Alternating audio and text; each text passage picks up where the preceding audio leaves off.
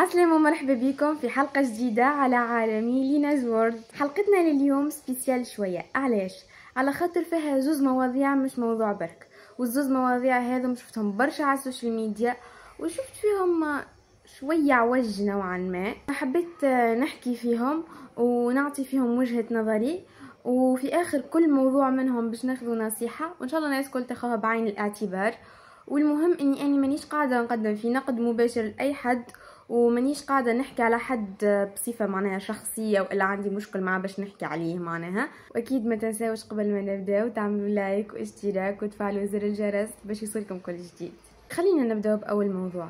أول موضوع اللي هو موضوع الشامي. هنايا بالذات أنا مانيش نحكي على الشامي، باش نحكي على البنات.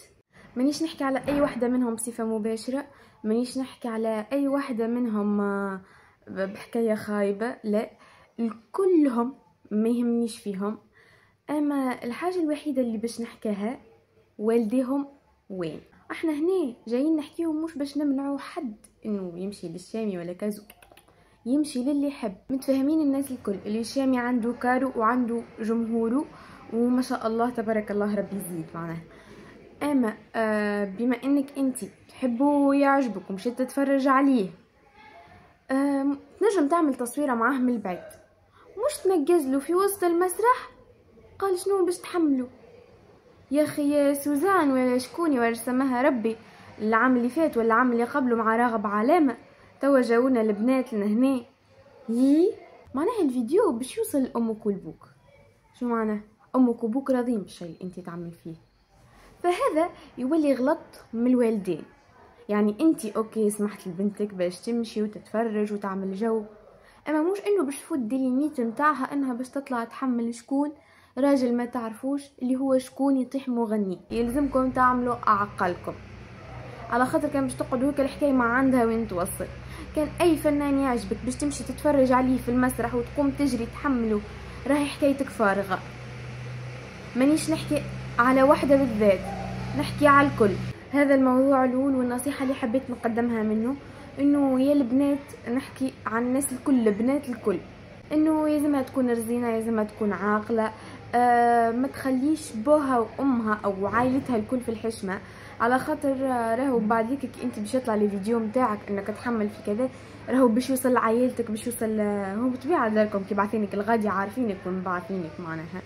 اما مش انك باش تطلع تحمل، راهو خاطر هي حكايه فارغه وخفه من عندي اني. والان ننتقل الى الموضوع الثاني. الموضوع الثاني هو على غدر الصحاب. مانيش باش نتعمق في الموضوع هذا بالذات، على خاطر ما دخلتش ولا وجدت عليه، لا، هذا اللي قاعده نحكي فيه الكل من التصاميم اللي يعرضوني. الموضوع ساره من الاول ما شفتوش ضرب برشا كيما موضوع الخاله نانا. علاش؟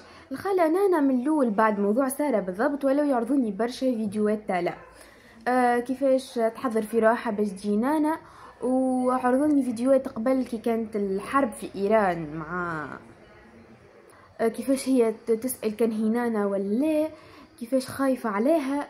المهم انه بعد الحرب الخالة نانا جات لتالا صفوان، كانت ديما معاها، يباتوا بحذي بعضهم، يصوروا مع بعضهم. ليش؟ شنو السبب بالضبط؟ حتى حد ما يعرف. لا هذه قالت الحقيقة ولا هذه قالت الحقيقة، ومانيش ننقد في حتى واحدة منهم. كانت عليه هي مشكلة نورمال ما يحلوها بين بعضهم. انا بما اني طلعت على السوشيال ميديا ولا تترند فخلينا نحكيو عليها، علاش لا. المهم وحسب ما فهمت لي حتى واحده ما حكت الحقيقه، على خاطر كان جات كل واحده منهم حكت الحقيقه. راهو اول حاجه الزوز باش تلقاهم عندهم نفس المواضيع، واني راني مانيش جايه مع حتى واحده. اللي حبيت نقوله في الموضوع الكل انه ردوا بالكم تصدقوا حد في الدنيا هذه. المهم حبيت نقولكم انه ردوا بالكم من الصحاب. صدقوا كان اللي توثقوا فيهم، كان اللي انتم معناها تعطيو فيهم هيك الثقه من الداخل. حكاياتكم اللي هما حكاياتكم من غير ما تحكيوهم لحتى حد، وخاصه صحاب ردوا بالكم تعطيو اي ثقه هكا صغيره في الصحاب. راهو انتم تراوها ولا تراوه معاكم هيك لحمه وتحبوا بعضكم مش نورمال وما ندري شنو. ما ردوا بالكم، راهو ما فما حتى واحد فيهم صادق وحتى واحد فيهم يحبك ويتمنى لك الخير. ما فماش قطوس يصطدر ربي. نجمو نقولوا لهنايا وفاء الفيديو متاعنا، وردوا بالكم على رواحكم، وكان عجبكم ما تنساوش تعملوا لايك واشتراك وتفعلوا زر الجرس باش يوصلكم كل جديد.